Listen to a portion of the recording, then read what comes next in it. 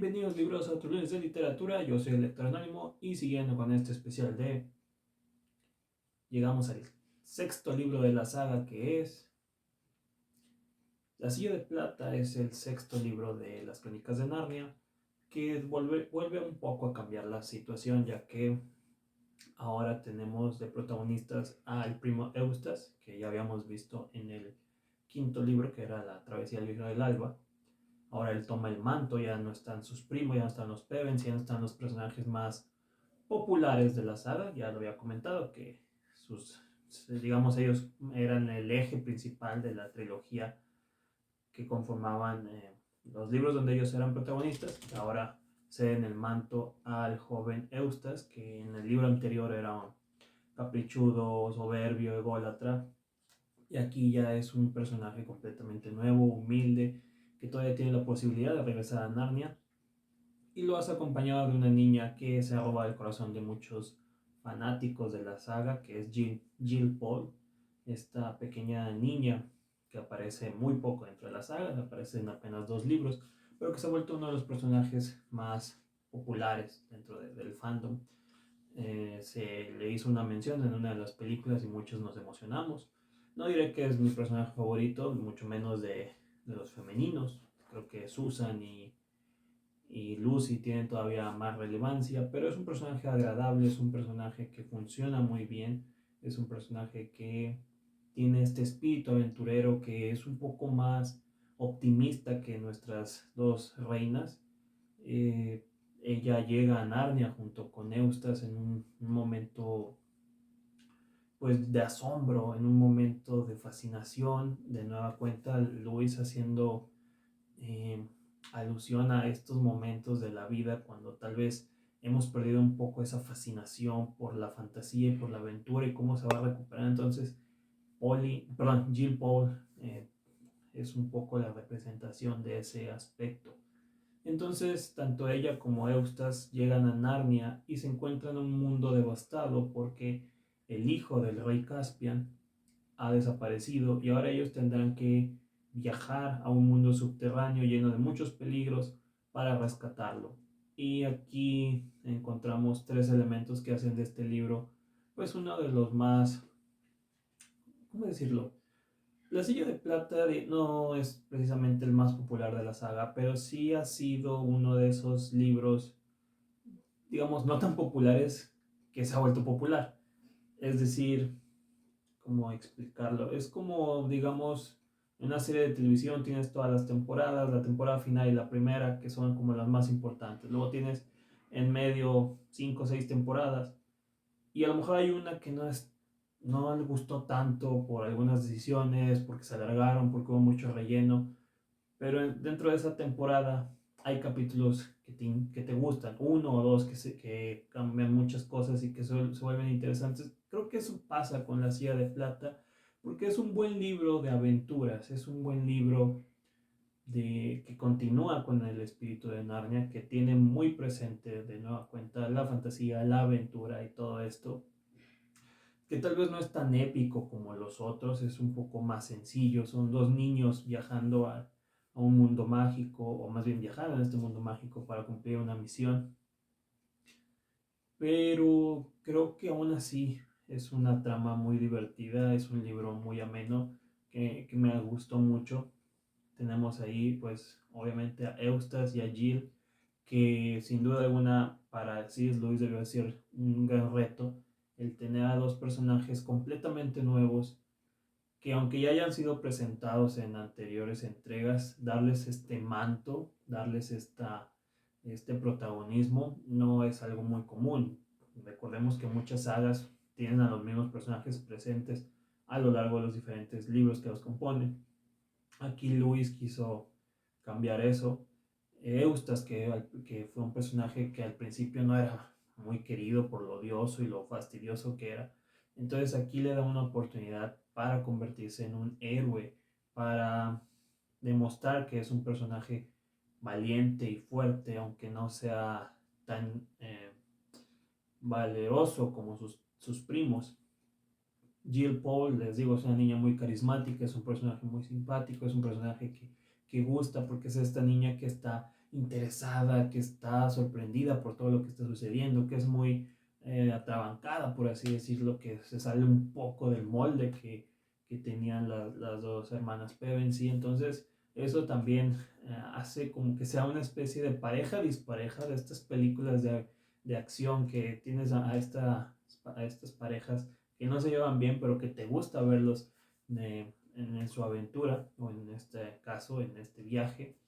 Tenemos por ahí también a el personaje de Charco Sombrío, o, sí, Charco Sombrío, una especie de duende mágico que es muy simpático, que también está ahí con ellos poniendo un poco este alivio fantástico, recordándonos que en Narnia hay todo tipo de seres y criaturas.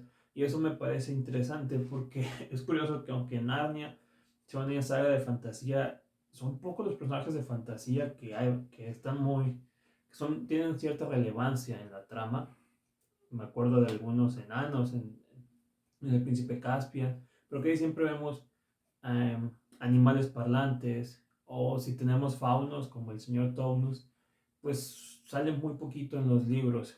Casi siempre vemos más a los villanos como los ogros, los minotauros, las brujas. Que por cierto, aquí también tenemos a la bruja verde, la bruja de la saya verde, que también es una villana que al fandom le ha gustado mucho. Este libro tiene muchos detalles que le ha gustado a los fanáticos, a los lectores de Narnia, pero curiosamente no siento que les guste tanto el libro. Es como que les gustan ciertas cosas, pero que a lo mejor el libro como tal no ha tenido ese cariño como si han tenido varios de los antecesores.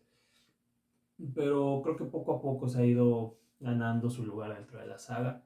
Es un libro que, les digo, como historia de aventuras es muy buena, es muy divertida. Es una historia más clásica de dos personajes tienen que buscar eh, algo, en este caso es al príncipe, que de hecho también es una reinterpretación muy interesante porque es rescatar a un príncipe.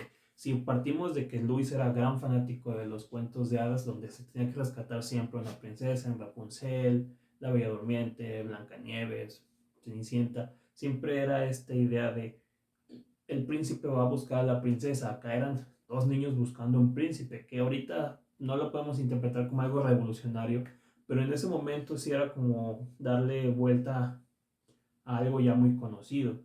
Y como ya mencioné, C.S. Lewis era un gran fanático de los cuentos de hadas, los estudió, los leyó, los investigó, y aquí está un poco relatado eso. De hecho, da mucha referencia. Hay criaturas, donde están los gigantes, por ejemplo, que podemos decir que hacen alusión a Juanito y las habichuelas mágicas. Está la bruja propia, de la bruja de las hayas verdes. Hay eh, muchas referencias a los cuentos de hadas. Se nota que, que Lewis quería poner todo este homenaje aquí más que en los otros libros. Y yo creo que es el libro que más disfrutó leer. No sé, cuando lo estaba leyendo sentí que lo había disfrutado mientras lo escribía, que lo había, como que dijo, este libro es para mí, este libro lo voy a escribir para mí, lo quiero compartir con los lectores, pero este libro es como que lo que siempre quise escribir de Narnia.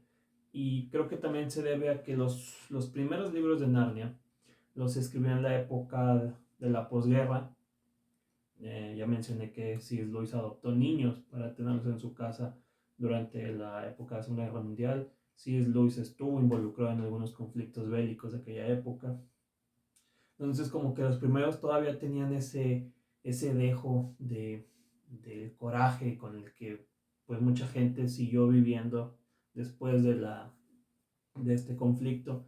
Y como que aquí ya era un C.S. Lewis relajado, un C.S. Lewis que quería compartir una historia más divertida, un C.S. Lewis que ya veía como una época de paz quizá, y este libro era como ese reflejo de lo que él estaba pasando, a lo mejor ya una época más tranquila dentro de su vida, y se ve reflejado aquí. Y por eso no hay una batalla épica como en los otros libros, pero tenemos una aventura muy divertida y pues muy en ese tono de los cuentos de hadas. Entonces eso vale mucho la pena. A lo mejor por eso mismo es que el libro no ha sido tan popular dentro de los lectores, pero tiene muchas cosas que vale la pena rescatar y que vale la pena descubrir. C.S. Lewis, cada uno de sus libros los hizo de una manera muy personal. Creo que Las Crónicas de Narnia es de los pocos libros o de las pocas sagas que cada uno sientes un aspecto distinto de su escritor, de su autor. Sí, obviamente muchos escritores ponen algo de sí mismo en cada libro, ya sea directo o indirectamente, ya sea en un personaje o en una trama, pero aquí sí era como que C.S. Lewis usaba Narnia como refugio y a la vez como un alivio de su vida. Y eso es parte de la maestría que tienen estos libros. Yo disfruté leerlo, tal vez no es mi libro favorito, pero es un libro que me gustó mucho y que forma parte de la saga, y es un libro al que le tengo cariño por eso, porque es una reinterpretación de los cuentos de hadas muy interesante, que vale mucho la pena y que creo que C.S. Lewis, no me sorprendería si en algún momento dijo que era su libro favorito, porque se le nota el cariño y el esfuerzo que le puso. Entonces, ahí se los dejo. Las Crónicas de Narnia, la Silla de Plata, para que lo busquen, lo lean, lo disfruten. Espero que ustedes también encuentren en esta historia algo que les cautive de la misma manera que a mí lo ha hecho. Y bueno, les agradezco que les gusten estos videos, que los compartan, que le den like, que me dejen sus comentarios, recomendaciones, me tienen su hate. Todo es bienvenido siempre que tenga buena ortografía. Y yo los espero la próxima semana en otros lunes de literatura aquí con el Lector Anónimo. Y ya saben que disfruten de sus lecturas.